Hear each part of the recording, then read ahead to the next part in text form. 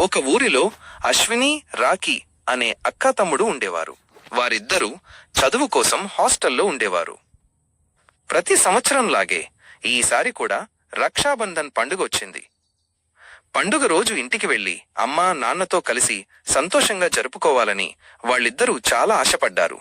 హాస్టల్లో తమ స్నేహితులతో కలిసి ఉండడం సంతోషంగానే ఉన్నా పండుగ అంటే అమ్మ వంట, నాన్న ప్రేమ, ఇంటి వాతావరణం గుర్తొచ్చి వాళ్ల మనసు బరువెక్కింది.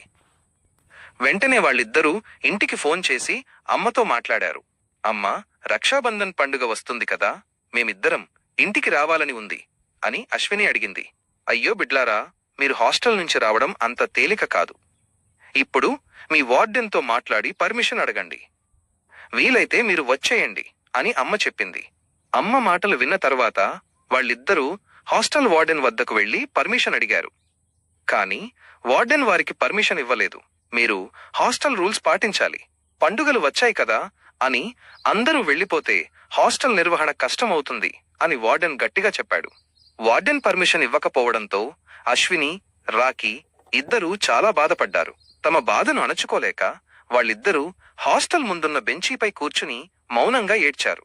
అప్పుడు రాఖీ, అక్క, మనమిద్దరం ఇలా ఇంట్లో లేనప్పుడు అమ్మ ఎంత బాధపడుతుందో కదా, మన కోసం తను ఎప్పుడూ ఏడుస్తూ ఉంటుంది అని అన్నాడు.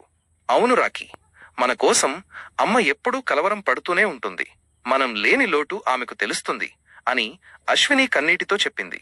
అదే సమయంలో వారిద్దరికీ ఊహించని సాయం అందింది.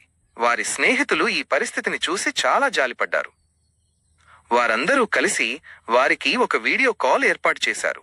ఆ వీడియో కాల్లో అశ్విని, రాఖీ ఇద్దరూ తమ అమ్మతో మాట్లాడారు.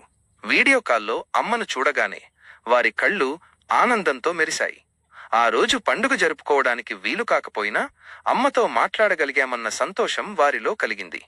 ఆ విధంగా వీడియో కాల్ ద్వారా వారిద్దరూ రక్షాబంధన్ పండుగను జరుపుకున్నారు.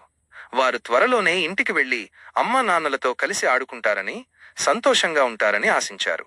ఈ కథ మనకు కొన్ని విషయాలు చెబుతుంది. 1. దూరంగా ఉన్న ప్రేమ, బంధాలు ఎప్పుడూ మనసులో అలాగే ఉంటాయి. 2.